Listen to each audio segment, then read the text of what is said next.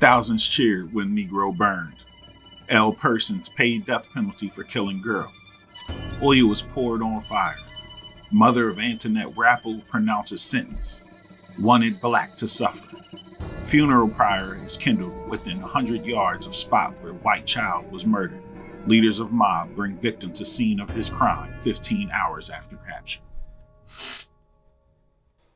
Within 100 yards of the spot where a few weeks ago, 16-year-old Antoinette Rappel was brutally slain and her headless body concealed in a wooded dell, Ell Persons, the Negro slayer, was burned at the stake at 9:30 yesterday morning at the end of the long bridge across Wolf River Bottoms on the Macon Road. A crowd of some 5,000 men, women, and children cheered gloatingly as the match was applied, and a moment later the flames and smoke rose high in the air and snuffed out the life of the black fiend. Seated in an automobile on the crest of the levee, which commanded full view of the execution plea, Mrs. Wood called upon the crowd to make the Negro suffer 10 times as much as he made my little girl suffer. We'll burn him, the crowd cried back, willingly and eagerly. Yes, burn him on the spot where he killed my little girl, the mother entreated. It was an execution probably without parallel in the history of the South.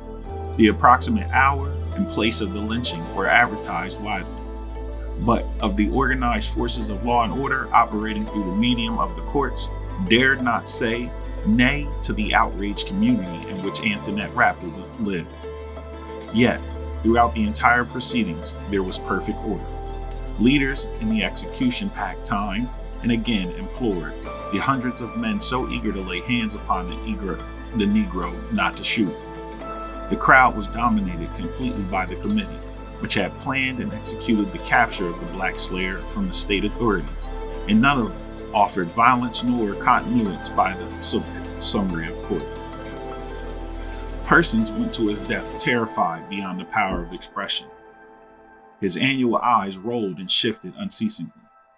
He frequently moistened his parched lips, through which speech was scarcely audible. But he did not flinch when led to the funeral pyre, nor cry out when the oil flames surged over his body. Armed men appeared upon the bridge, as though to form an escort for the Negro. There was a craning of necks and a scramble of points of vantage. Leaders appealed to the crowd to get down into a cleared space, but the spectators seemed reluctant to move. At 9 o'clock, Mrs. Wood arrived in an auto, which halted on the levee in front of the crowd. Almost at the same time, another auto in which the Negro was seated appeared on the bridge.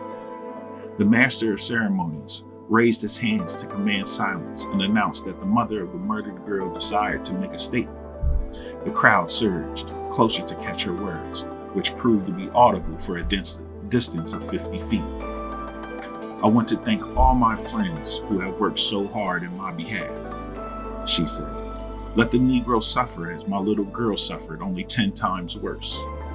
We'll burn him, the crowd yelled. Yes, burn him on the spot where he killed my little girl, she said. The crowd yelled at this, but the leader explained that the committee had decided to execute Pearsons in a cleared space on the opposite side of the levee where more people could see. Mrs. Wood assented. Mrs. Wood pleaded with the crowd not to fire a shot, and this sentiment was impressed upon the mob by the wiser heads of the committee. The master of ceremonies announced that a collection would be taken to erect a monument to the grave of the murdered girl. Several hats were passed through the crowd, and into each was poured a stream of silver coins and bills. One of the leaders then informed the crowd that the Negro desired to make a dying statement. He urged the crowd not to resort to violence on account of what the black might say, assuring the spectators that Pearsons was to be burned in a moment. When the auto containing the Negro was pushed forward on the levee, Pearsons was too weak and too frightened to speak. But one of the leaders repeated the whispered words to the crowd. He said he knows he is about to die, that what he is about to confess is true, the interpreter said. He says Dan Armstrong planned the murder and struck the first blow. He admits that he cut off the little girl's head and says the dummy is implicated. What do you desire done with the other Negroes, Mrs. Wood. If they are guilty, let them suffer death too, she replied. The crowd cheered again and demanded the burning of Armstrong and Ford. After prolonged appeals to the crowd to move back, the Negro was helped from the auto and was escorted down the levee embankment. Various men began to collect dry branches to pile on the funeral pyre.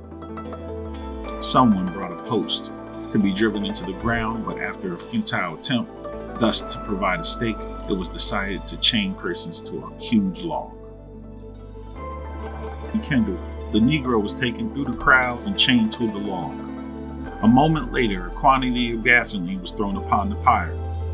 In the midst of the surging, milling crowd, a large man, said to have been Brother Royal, a minister, held up his hand for attention. It has been suggested that a prayer be offered, said he, but I am opposed to that, for he did not give the little lady any opportunity for prayer. This sentiment caught the fancy of the crowd, and cheers were renewed. Leaders sought to persuade the crowd to move back, but with little success. Finally, the rope, which earlier had been strung for the spruce tree, was brought and was used to hold the crowd back. When all was in readiness, the crowd moved back and the match was applied. The flames and smoke shot high in the air, and the frenzied men cheered as their victim wreathed in agony and then was stilled in death. The crowd looked on grimly. Many city women paled through the paint of their cheeks, and not a few others were sickened by the ghastly sight. Almost immediately, the spectators on the outskirts of the crowd began starting toward the city. They had seen the girl avenged and were satisfied. All the way through the endless lane of automobiles, which by now extended 2 miles back from the bridge, the departing spectators met others rushing to the scene.